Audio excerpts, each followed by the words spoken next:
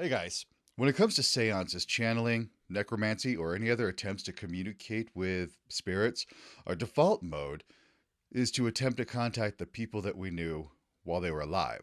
Now, this isn't necessarily a bad thing, and there are definitely some benefits from this, but for the most part, dead people are boring.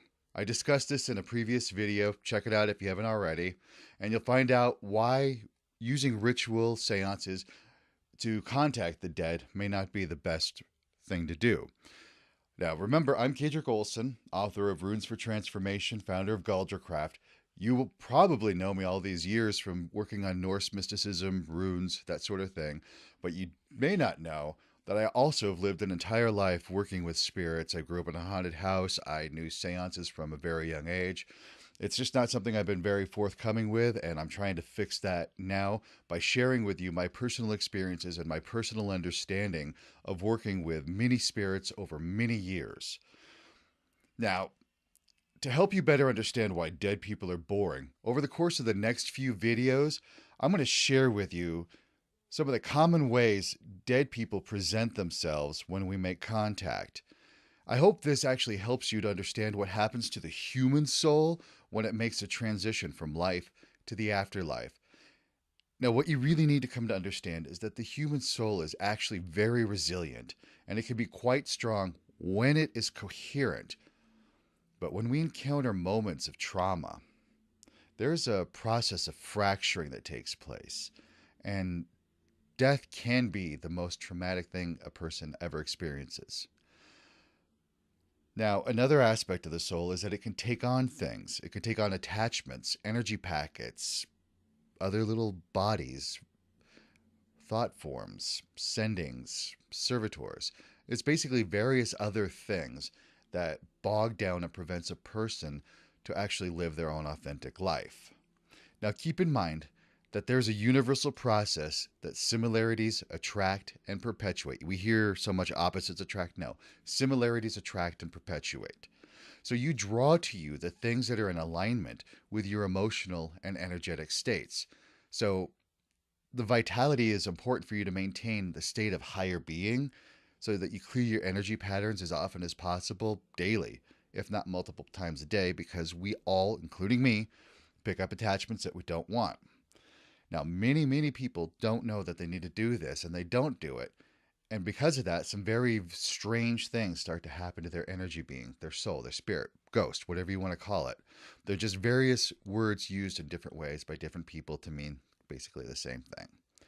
Ultimately, I want you to understand that because of this principle of similarities attracting and perpetuate, the person that you contact in a seance setting may not actually be the person you think you're reaching. And because of this, it actually gives us three flavors of dead people to better explain why they may not be your best option for communicating when doing spiritual contact. In this first video, we're going to talk about something called revenants. This is the first flavor of dead people. Now, you see, when a soul endures any kind of trauma, like we talked about, it tends to fracture a little bit. It tends to break up. Think about it. Remember the last time you experienced some sort of trauma. Let's just hypothetically talk about a car wreck, even if it was just a little fender bender. For some time after that event, your mind keeps replaying the accident over and over and over, and you still have an emotional reaction to it. The bigger the event was, the longer that emotional reaction will continue, the greater that emotion you're going to feel. Now, all of those memories, remember, sparks that emotional state within you. You could even still to this day try to remember the accident that you were in and you'll cringe. You have other physical, visceral reactions to that memory. The reason why is a part of your soul actually broke off and got stuck in that time, living that traumatic moment over and over and over and over. And that little bit of your soul has a tendril, an energetic connection to the rest of your being here in the present moment. And every now and then, you and that soul fragment will connect and you find each other through some sort of an energy, emotional energy of that moment. Remember, this is a mutual connection. When you feel what that revenant, that little fragment of you is feeling, you feed it some emotional energy and it persists. stuck in that moment of time. When it feels a little bit drained and it needs to get a boost, it reaches back out to you. It pokes you with a small bit of that emotional energy that it's feeling and that it needs to generate. You generate that emotional energy, you feed it, and the process repeats. It's very cyclical. And until you do the self work necessary to repair your emotional state and pull that fragment back out at moment time, you're going to continuously repeat this cycle. Now, when a person dies, this is most likely the most traumatic thing that they have ever endured. No matter how they die, the soul can shatter, leaving fragments all over the place, especially if it's an unexpected, traumatic, particularly overly emotional death. There are going to be fragments living that moment in time. Now, when a part of this fragmented soul is left behind, stuck in that moment of time, it's living out that traumatic moment. And we call this a revenant. It could look like the person you knew. It may even have their memories and can communicate in a familiar way. However, this revenant is not that person. It is simply looking for an emotional connection with you to perpetuate its existence in that moment of time. Meanwhile, the person that you knew may have moved on in their afterlife. They could be doing their own healing, their own ascension work, and have actually forgotten about that moment. You, however, are now attached to that revenant. Now, I'm not going to go into the healing or clearing of revenants at this time. That's something for another time, and it can get complicated and wonky because you're still dealing with the free will of the person that the revenant came from.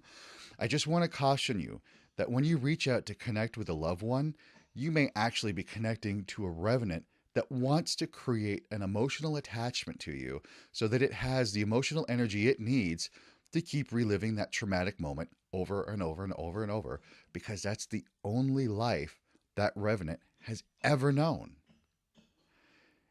I know it could be kind of painful to hear this, but it does need to be said.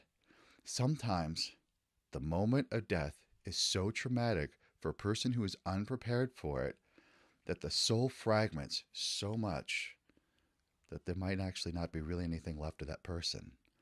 I wish I could say that this is rare, but with the rampant lack of spiritual work being done in the world today, especially in our fast-paced rat-race society, it's actually becoming more common. People just simply are not prepared to die. Now, in the next video, we're going to discuss what happens when a person is able to hold it together and is able to make the transition into the afterlife as an intact soul.